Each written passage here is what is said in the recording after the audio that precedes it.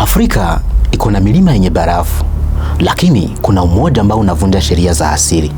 Huu uko karibu na ikweta, na huko jua huwa linawaka karibu mwaka mzima. Lakini kitu cha kushangaza, kileleni chake kimefunikwa na barafu. Na swali ni, inawezekanaje barafu kuishi huko wakati kuna joto? Karibu kwenye hadithi ya mlima Kilimanjaro, mlima ambao uko na siri nyingi kuliko vile unavyofikiria.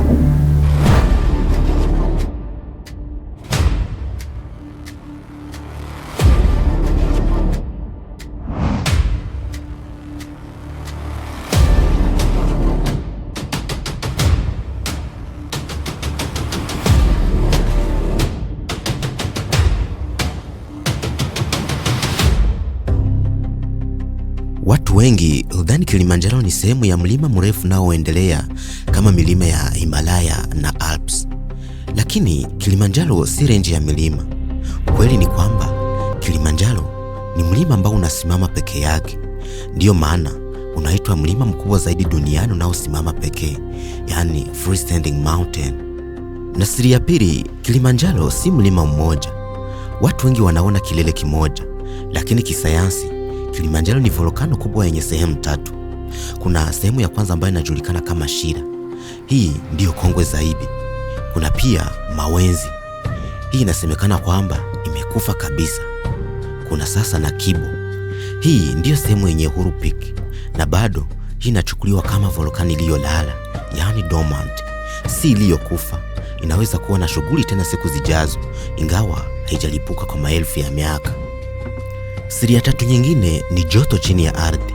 Wanasayansi wamegundua kuwa ndani ya Kibo bado kuna maeneo yanayotoa gesi zenye joto. Hii inaonyesha mfumo wa magma ambao hujatoweka kabisa. Ndiyo maana Kilimanjaro haijainishwa kama volkano iliyokufa, bali volkano iliyolala. Na siri ya nne, watu wengi hawajui kwamba Kilimanjaro ni mlima wenye misimu yote ya dunia. Ukianza kupanda Kilimanjaro, unaanza kwenye msitu wa mvua. Baadaye unaingia maeneo yenye mimea ya milimani, na kisha jangwa la mawe. Mwisho kabisa unaingia mazingira ya Aktiki yenye barafu. Ni kama kusafiri kutoka ikweta hadi ncha ya kaskazini ndani ya siku chache tu.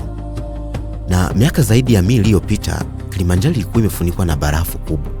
Leo sehemu kubwa ya barafu hilo imepotea kutokana na mabadiliko ya hali ya hewa. Watafiti wanaonya kuwa sehemu kubwa ya barafu inaweza kutoweka kabisa katika miongo ijayo ikiwa hali itaendelea hivyo. Na siri yetu ya sita hapa ni maana ya jina Kilimanjaro lenyewe. Hii ndiyo siri inayowashangaza wengi. Hakuna makubaliano ya maana ya jina Kilimanjaro. Baadhi ya watafiti wanasema limetokana na kilima na neno la Kichaga njaro linalohusishwa na uangavu au weupe, lakini hakuna ushahidi wa mwisho unaokubalika na kila mtu. Kwa jamii ya Wachaga, barafu la Kilimanjaro linaonekana kama zawadi kutoka kwa miungu. Na kwa Wamasai, mlima huo uliaminika kuwa makazi ya Mungu Ngai. Kulikuwa pia na simulizi kuwa vilele vya Kibo na Mawenzi vilikuwa ndugu waliogombana. Ndipo Mawenzi ikachomeka na moto na kubaki na umbo lake lililopasuka. Na siri ya 8 ni wanyama ambao wanaishi kwenye mlima wa Kilimanjaro. Ingawa juu yake ni baridi kali, lakini tembo, nyati, chui na wanyama wengine wanaishi kwenye msitu ya Kilimanjaro. Hata mwanasayansi Ernest Hemingway aliandika kuhusu chui aliyepatikana karibu sana na kilele katika simulizi lake maarufu The Snows of Kilimanjaro. Hii huwa inashangaza watu wengi. Inawezekanaje wanyama hao kusurvive baridi kali kama yenye mlima wa Kilimanjaro? Na siri yetu ya 9 ni kushindwa kupanda mlima Kilimanjaro. Watu wengi hushindwa si kwa uchovu. Wengi hudhani kama nguvu za mwili ndizo muhimu, lakini adui mkubwa ni ukosefu wa oksijeni, altitude sickness. Hata wanariadha wenye nguvu wanaweza kushindwa kufika kileleni ikiwa hawajazoea mwinuko. Na kwa siri ya 10, kwa nini kilele cha mlima Kilimanjaro kinaitwa Uhuru Peak? Baada ya Tanganyika kupata uhuru mwaka 1961, jina la kilele kikuu kiliitwa Uhuru Peak. Ni moja ya alama zinazobeba historia ya uhuru wa Tanzania. Na kitu kingine watu wengi ambao wajui ni kwamba Kilimanjaro ilikuwa mali ya Ujerumani. Katika kipindi cha ukoloni wa Afrika Mashariki, Kilimanjaro ilikuwa ndani ya Afrika ya Mashariki ya Kijerumani. Kwa muda fulani, mlima mrefu zaidi Afrika ulikuwa ndani ya himaya ya Ujerumani kabla ya eneo hilo kubadilika baada ya vita vya kwanza vya dunia. Na ingawa Kilimanjaro ni mlima ambao uko Tanzania, picha nyingi maarufu zinazoonyesha kupigwa kutoka hifadhi ya Amboseli nchini Kenya. Ndiyo maana watalii wengi huzani kama Kilimanjaro ni mlima wa Kenya. Na kitu ambacho unaweza kuwa hujui ni kwamba Kilimanjaro ni urithi wa dunia. Mwaka 1987 eneo hili lilitangazwa kuwa urithi wa dunia wa UNESCO kutokana na thamani yake ya kipekee ya kijiolojia, ekolojia na urithi wa asili. Na tofauti na milima nyingine kama Everest, Kilimanjaro hauhitaji ujuzi wa kupanda miamba kwa kutumia kamba kwa njia za kawaida za watalii.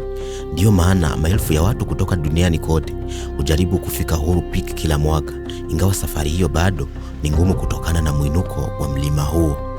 Na siri ya mwisho ambayo bado haijajibiwa, je, ni nini hasa kilisababisha barafu kubaki juu ya mlima ulio karibu na ikweta kwa maelfu ya miaka? Na je, litadumu kwa muda gani zaidi? Haya ni baadhi ya masuala ambayo wanasayansi bado wanaendelea kuyafanyia utafiti. Mlima Kilimanjaro si tu mlima mrefu zaidi Afrika, ni makumbusho ya historia ya dunia, volkani inayolala, makazi ya hadithi za kale na alama ya fahari ya Tanzania.